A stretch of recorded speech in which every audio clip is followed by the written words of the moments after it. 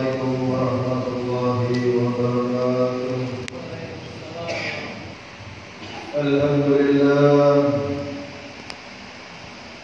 Alhamdulillahilladzi syarafana bil haqqi min nabiyyin idhuna khayra ummati ukhrijat lil alamin.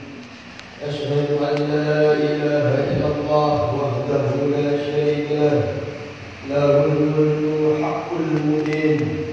Wa asyhadu anna sayyidina Muhammadan abduhu wa rasuluh rahmatan lil alamin. Allahumma salli wa sallim ala sayyidina Muhammad wa ala alihi wa sahbihi ajma'in. Ya ibadallah, usikum wa iyaya bi taqwallah faqad fazal muttaqun.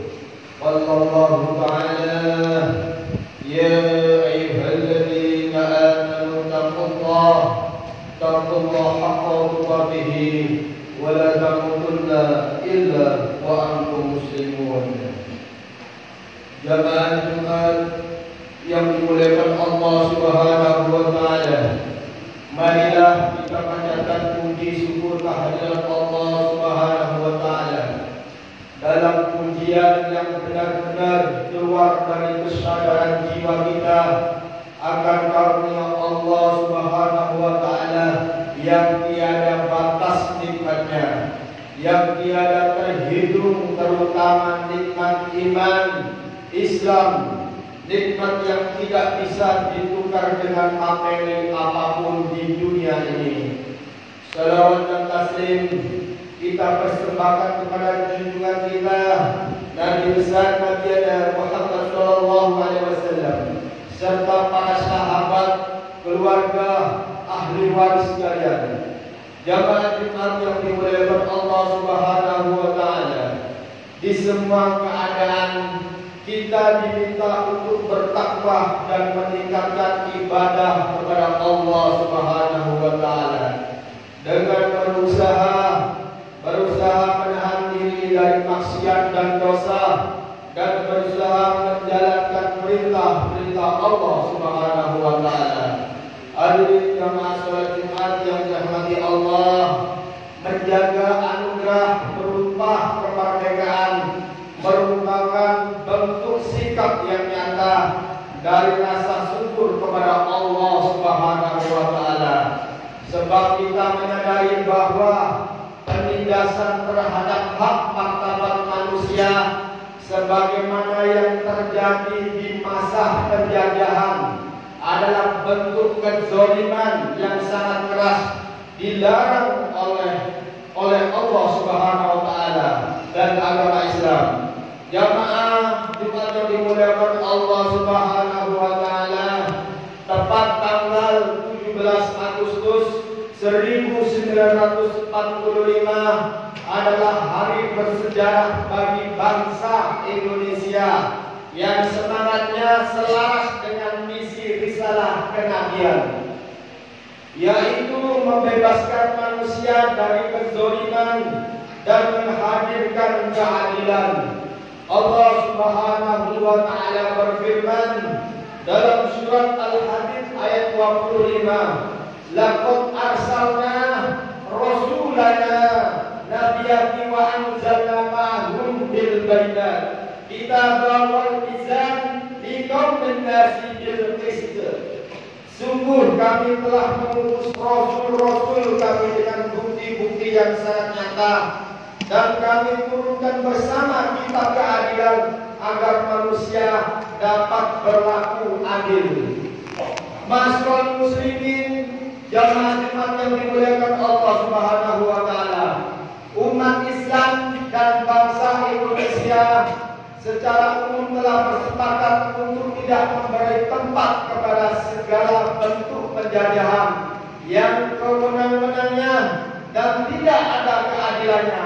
Maka dari itu sudah sepatutnya kita isi kemerdekaan ini dengan nilai-nilai kebaikan Islamiyah untuk menjadi pedoman dalam menjaga amanah kemerdekaan yang bernilai ibadah di sisi Allah Subhanahu wa taala.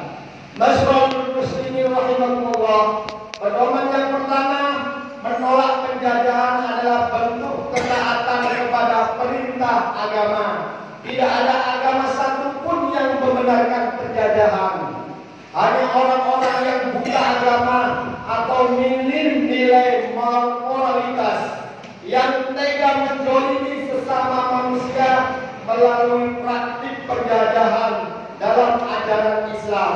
Semua bentuk kezaliman termasuk penjajahan wajib kita lawan dengan segenap kemampuan yang kita miliki. Langkah ini termasuk kategori jihad fisabilillah. Para ulama, kiai, santri, dan tokoh bangsa telah menjadi tauladan dalam menjadikan agama ini sebagai ruh perjuangan untuk menolak penjajahan dan mengajak umat Islam bersatu melawannya. Semangat ini sejalan dengan firman Allah Subhanahu wa taala dalam surat An-Nisa ayat 75. Alladzi yaqulu rabbana akhrijna min hadhil qaryati dhalimi ahluha wa aj'al lana min ladunka waliya waj'alna min ladunka nasira. Orang-orang yang lemah yang berdoa, ya Tuhan kami, keluarkan kami dari negeri ini yang penduduknya zalim, berilah kami pelindung dan penolong dari sisimu. Hadirin jamaah yang dimuliakan Allah Subhanahu wa taala. Pedoman yang kedua, mensyukuri kemerdekaan merupakan amanah ilahi. Semua nikmat Allah wajib kita syukuri, terlebih nikmat sebesar kemerdekaan. Dengan hidup merdeka, kita bisa melakukan banyak kebaikan tanpa dihantui oleh rasa takut terhadap apapun. Kita bebas dan merdeka beraktivitas. Bayangkan saja, jika kita belum merdeka, bisa saja kita merasa takut, bahkan untuk sekedar keluar rumah saja, apalagi melakukan kegiatan-kegiatan yang lainnya. Mensyukuri kemerdekaan tidak cukup hanya dengan lisan saja. Wujud syukur harus tercermin dalam bentuk yang lain, seperti menjunjung tinggi keadilan, menjalankan sholat, menghindari pertikaian sesama anak bangsa, serta membangun negeri ini menjadi negeri yang diberkahi dan dirahmati oleh Allah Subhanahu wa taala. Hadirin jamaah salat Jumat yang dirahmati Allah, dan pedoman yang ketiga, setelah merdeka, tugas kita bukan hanya untuk berhenti pada perayaan dan peringatan seperti yang sudah biasa kita lakukan.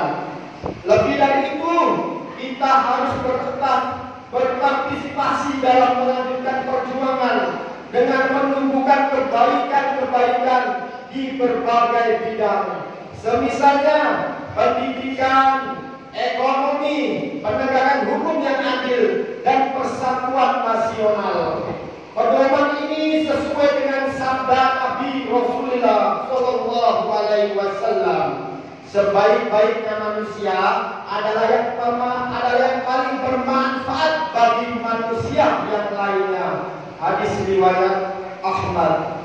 Kita harus berperan aktif sebagai perajut persaudaraan membina masyarakat untuk terus berbuat baik. Semoga keberkahan tercurahkan untuk kita semua dan segenap untuk bangsa. Amin, amin, amin, amin ya rabbal alamin. Barakallahu wa lakum fil Qur'anil Karim wa nafa'ina wa lakum bima fihi minal ayati wa dzikril hakim wa taqabbal minkum tilawatahu innahu huwas samiul alim wastaghfiru innahu huwal ghafurur rahim.